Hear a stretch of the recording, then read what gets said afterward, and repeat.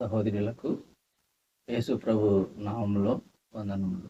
ప్రార్థన చేసుకుంటాం.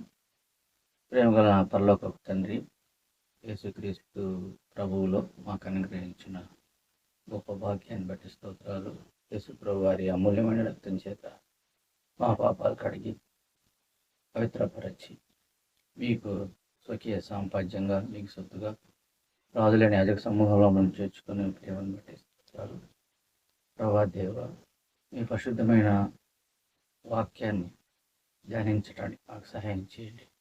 మీరు ఒక్కరే నిత్య జీవ మాటలు కలిగిన దేవుడు. మీ మాటల్లో ఆత్మయుజ్యం అయినది మా చేతిలో మీరు మాతో మాట్లాడండి, మాకు సహాయం చేయండి.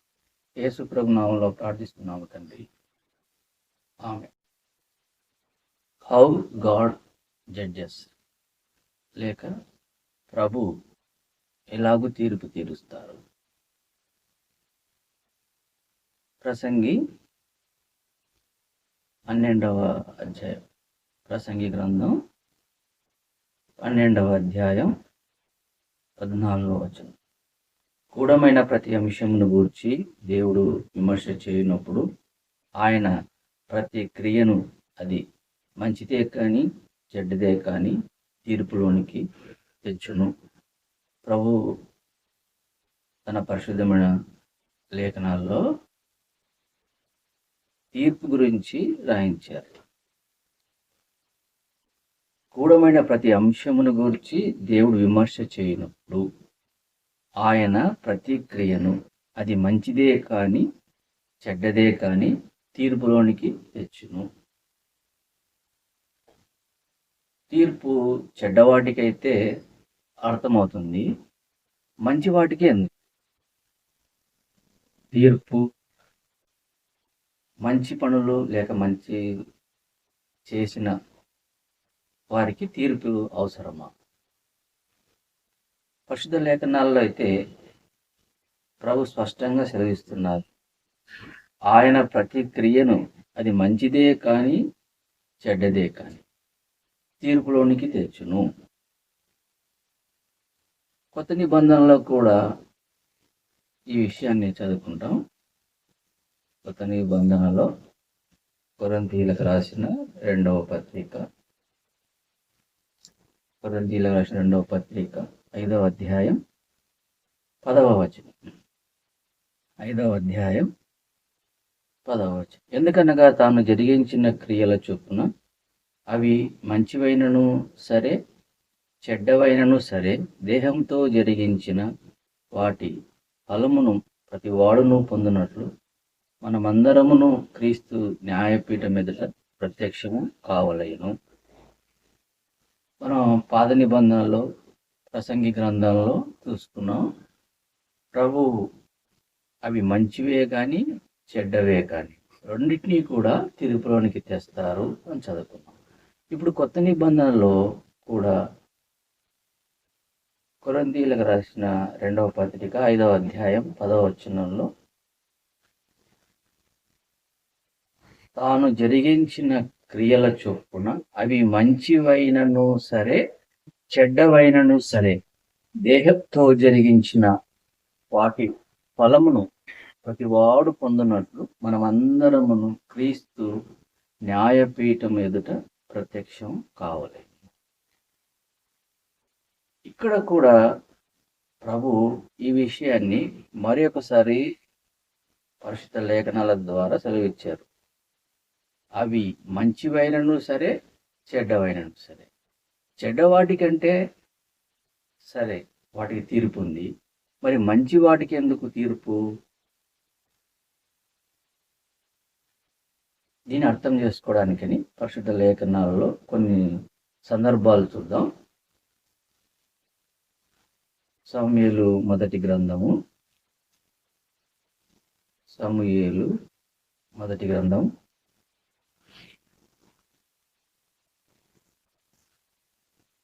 16వ అధ్యాయం 7వ వచనం.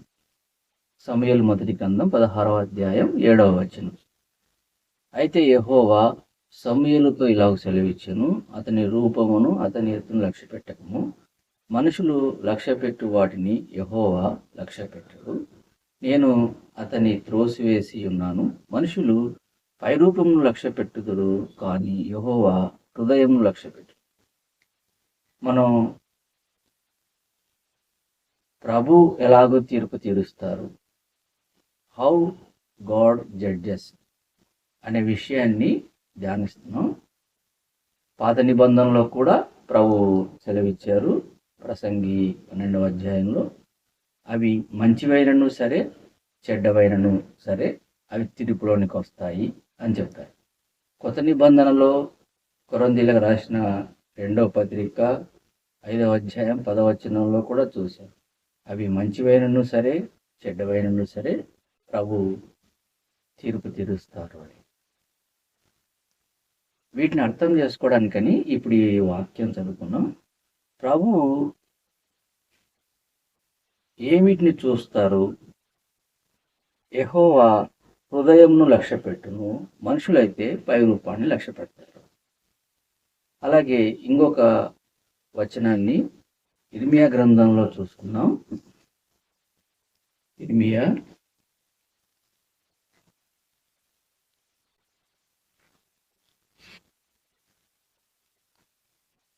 17వ అధ్యాయం, ఇర్మియా 17వ అధ్యాయం 9వ వచనం. హృదయము అన్నిటికంటే మోసకరమైనది, అది ఘోరమైన వ్యాధి కలది, దాని గ్రహింపగలవాడేవాడు. ఒకని ప్రవర్తనను బట్టి వాని క్రియల ఫలము చొప్పున ప్రతీకారము చేయుటకు యెహోవా అను నేను హృదయమును పరిశోధించువాడను, అంతరేంద్రియములను పరీక్షించువాడను. ప్రభువు ఇక్కడ కూడా మనకు సెలవిస్తున్నారు. ఇర్మియా 17వ అధ్యాయం 9-10 వచనాల్లో ప్రభు హృదయాన్ని లక్ష్య పెడతారు. హృదయమును పరిశోధించువాడును, అంతరేంద్రియములను పరీక్షించువారు ప్రభు. అలాగే ప్రకటన 2వ అధ్యాయంలో కూడా ప్రభు ఎలాగ పరీక్షిస్తారు అనే విషయాన్ని చూద్దాం. ప్రకటన 2:23. ప్రకటన 2:23. అందువలన అంతరేంద్రియములను హృదయములను పరీక్షించువాడను నేనే అని సంఘములన్నీ తెలుసుకును, మరియు మీలో ప్రతి వాని క్రియల చొప్పున ప్రతిఫలము ఇచ్చెదను. ప్రకటన గ్రంథంలో కూడా ప్రభు ఈ విషయాన్ని బయలుపరిచారు. హృదయంను పరీక్షించేవారు, అంతరేంద్రియములను పరీక్షించేవారు ప్రభువు. ఈ వాక్యాలన్నీ మనం ఎందుకు చదువుకుంటున్నాం? ప్రభువు సెలవిచ్చినట్టుగా ఆయన ఎలాగూ తీర్పు తీరుస్తారు, హౌ గాడ్ జడ్జెస్. అవి మంచివైనను సరే చెడ్డవైనను సరే తీర్పులోనికి వస్తాయి అని ప్రభువు సెలవిచ్చారు కదా. అది ఎలాగా ఆయన తీర్పు తీరుస్తారు?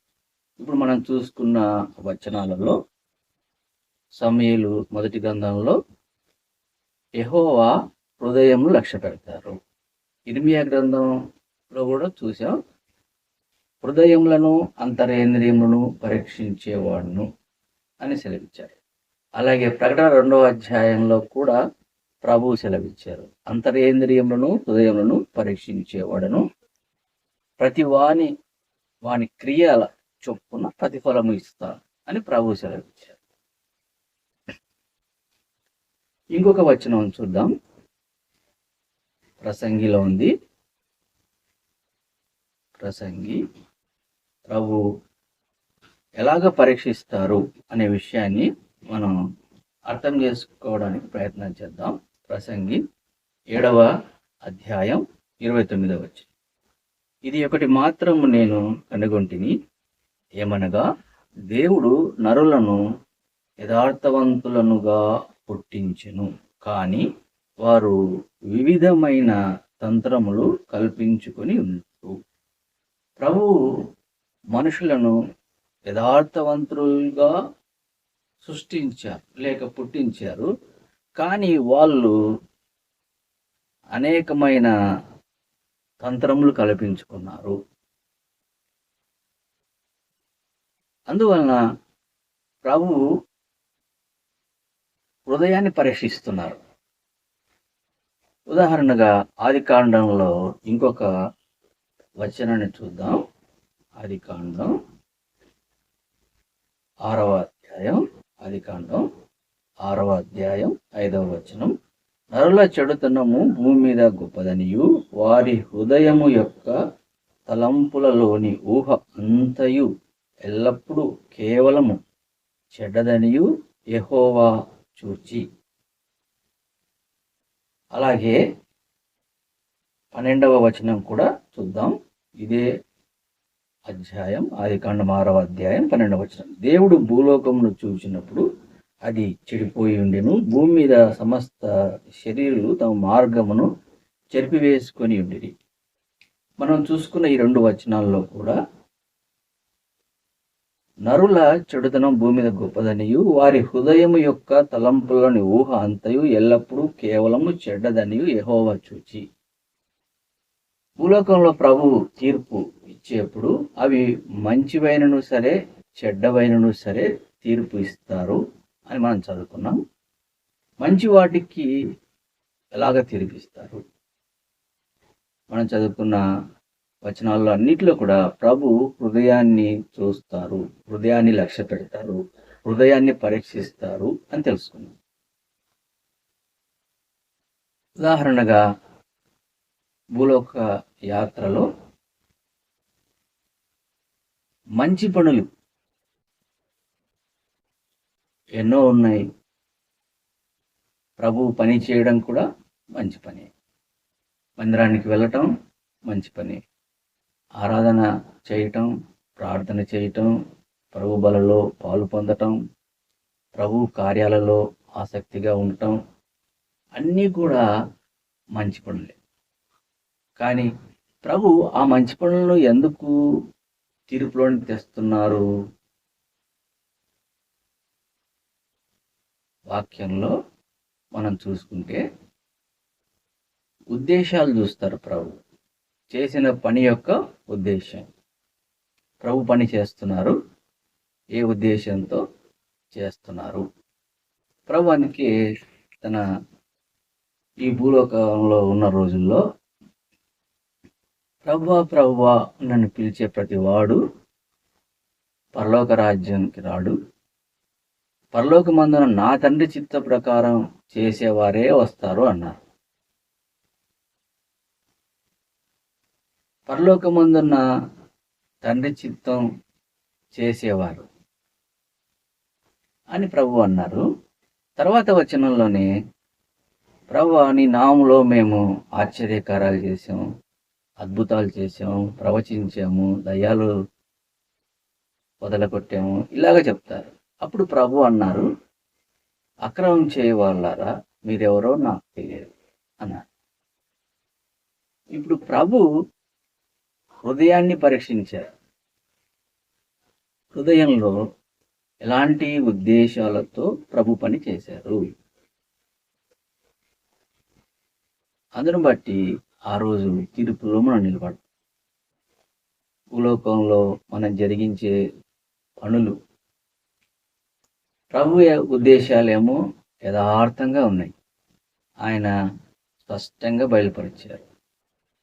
దేవుడు నరులను యథార్థవంతులుగా పుట్టించారు, కానీ వారు అనేక తంత్రాలు కల్పించుకున్నారు అని ప్రభు సెలవిచ్చారు. ఏంటి అవన్నీ? యథార్థత లేకుండా భూలోకంలో జీవించడం, వ్యక్తిగత జీవితంలో, కుటుంబ జీవితంలో, సంఘ జీవితంలో, ఉద్యోగాలు చేసే చోట, పనులు చేసే చోట, మనం తిరిగే ప్రతి చోట కూడా యథార్థత దేవుడు కోరుకున్నాడు. యథార్థవంతులు అంటే ఆయనకి ఇష్టము. అలాంటి యథార్థతను వదిలేసి ప్రభువుకు వ్యతిరేకంగా, అది మనుషుల దృష్టిలో చాలా మంచి పనులుగా కనబడతాయి. వాక్యం చెప్తే చాలా మంచి పనులుగా కనబడతాయి, చాలా చక్కగా బోధించారండి అంటారు. కానీ ప్రభు హృదయాన్ని చూసినప్పుడు ఏ ఉద్దేశంతో చెప్తున్నారు వాక్యం అనేది తెలుస్తుంది. మందిరంలో పని చేసినప్పుడు చాలా భయభక్తులతో పని చేస్తారండి అనుకుంటారు. కానీ ప్రభు హృదయాన్ని చూసినప్పుడు ఏ ఉద్దేశంతో వాళ్ళు పనిచేస్తున్నారో ప్రభుకు తెలిసిపోతుంది. అలాగే భూలోక యాత్రలో కొన్ని సందర్భాల్లో మనం చూద్దాం ఎలాగుంటాయి. ఆ సందర్భాలను మనకు వివరించారు. కీర్తనలో చూద్దాం. కీర్తన 41వ అధ్యాయం. కీర్తన 41 6వ వచనం. ఒకడు నన్ను చూడ వచ్చిన ఎడల వాడు అబద్ధమాడును, వాని హృదయము పాపమును పోగు చేసుకొనుచున్నది. వాడు బయలు వెళ్ళి వీధిలో దాన్ని పలుకుచున్నాడు. ఒకరు చూడ్డానికి వచ్చినప్పుడు వాడు అబద్ధమాడును, వాని హృదయము పాపమును పోగు చేసుకొనుచున్నది. చూడ్డానికి వచ్చినప్పుడు ఈ కీర్తన రాసిన వారు దావీదు. ఆయన ఎంత స్పష్టంగా రాస్తున్నారు ఈ కీర్తన. తను చూడ్డానికి వచ్చిన వారు హృదయంలో అబద్ధంతో వస్తున్నారు. పైకి మాత్రమేమో పరామర్శించడానికి వస్తున్నట్టుగా, ఆదరించడానికి వస్తున్నట్టుగా ఉంది. కానీ అంతరంగంలో అలాగ లేదు. మనం అదే విషయాన్ని తర్వాత వచనం 8వ వచనంలో చూస్తాం. కుదరని రోగము వానికి సంభవించి ఉన్నది, వాడు ఈ పడక విడిచి తిరిగి లేవడని చెప్పుకొనుచున్నారు. ఇలాగ హృదయంలో ఇలాగున్నారు. పైకేమో ఆయన అనారోగ్యంతో ఉన్నారు, ఆయన్ని పలకరించి వద్దాం, లేకుంటే ఆదరించి వద్దాం, లేక ప్రార్థన చేసి వద్దాం అనుకుంటారు. కానీ అక్కడి నుంచి బయటకు వచ్చిన తర్వాత కుదరని రోగం వానికి సంభవించింది, వాడి పడక విడిచి తిరిగి లేవడని చెప్పుకొనుచున్నారు. ఇలాగా దావీదు తన ఎంతో బాధతో ఈ విషయాన్ని చెప్పారు. అంటే హృదయంలో వేరుగా ఉన్నారు. పైకేమో బాగా ఉన్నట్టుగా, ఆదరిస్తున్నట్టుగా చూస్తున్నాడు. ఇది ఇంకొక వచనంలో దావీదు ఏం చెప్తున్నాడు చూద్దాం. 62వ కీర్తన 4వ వచనం. అతని ఔన్నత్యం నుండి అతన్ని పడద్రోయుటకే వారు ఆలోచించుదురు, అబద్ధమాడుట వారికి సంతోషం. వారు తమ నోటితో శుభవచనములు పలుకుచు అంతరంగంలో దూషించుదురు. ఇలాగా దైవజనుడైన దావీదు 62వ కీర్తనలో ఈ విషయాన్ని బయలుపరిచారు. యథార్థత లేదు. వారు తమ నోటితో శుభవచనములు పలుకుచు అంతరంగంలో దూషిస్తున్నారు. పైకి వందనాలని చెప్పినా, లేక ప్రేజలాడని చెప్పినా అంతరంగంలో దూషిస్తూ ఉన్నారు అన్నట్టుగా మనం పరిశుద్ధ గ్రంథంలో చూస్తాం. ఇవి ప్రభు చూస్తారు. మనుషులంగా మనకు తెలియదు. వాళ్ళు మనల్ని వందనాలండి అంటే మనం వందనాలని చెప్తాం, ప్రేజలాడండి అంటే ప్రేజలాడని చెప్తాం. కానీ అంతరంగంలో ఏముందో మనకు తెలియదు కదా, ప్రభువు చూస్తారు. అప్పుడు దాని ప్రకారమే ఆయన తీర్పు తీరుస్తారు. అందుకే పరిశుద్ధ లేఖనాల్లో మనం చదువుకున్నాం, అవి మంచివైనను సరే చెడ్డవైనను సరే ఆయన తీర్పులోనికి తెస్తారు అని చదువుకున్నాం. వ్యక్తిగత జీవితంలో నేను ప్రభువును విశ్వసించున్నాను అని చెప్తాను. రక్షణ పొందాను, బాప్తీసం తీసుకున్నాను, ప్రతిరోజు వాక్యం చదువుకుంటాను, మందిరానికి వెళ్తాను, ప్రభు పని చేస్తాను. కానీ ప్రభువు ఈ మనల్ని చూసినప్పుడు, మన అంతరంగాన్ని చూసినప్పుడు, మన హృదయాన్ని చూసినప్పుడు మెచ్చుకోగలడా? మనం అన్నీ కూడా ఆయనకు లోబడి చేస్తున్నామా? ఆయన ఇచ్చిన ఆజ్ఞకి లోబడి చేస్తున్నామా? ఆయన ఇష్టలంగా ఆయన్ని సేవిస్తున్నామా అనేది ప్రభు చెప్తే ఎంతో సంతోషం. అలాగ చెప్పలేకపోతే ఆ రోజు తీర్పులో నిలబడి శిక్షకు పాత్రలు. పైకేమో శుభవచనాలు చెప్తూ అంతరంగంలో దూషించినట్లుగా అయిపోతాం. కుటుంబ జీవితంలో కూడా ఎలాగ జీవిస్తారు? తల్లిదండ్రులు, పిల్లలు, భార్య, భర్త ఇలాగా వాళ్ళు ఏం అడుగుతారు, ఏం సమాధానం చెప్తారు? అవి యథార్థంగా ఉంటాయా చెప్పే సమాధానం? ఉదాహరణగా ఎక్కడికి వెళ్తున్నాం అని అడిగారనుకోండి, పలానా చోటికి అని చెప్తారు.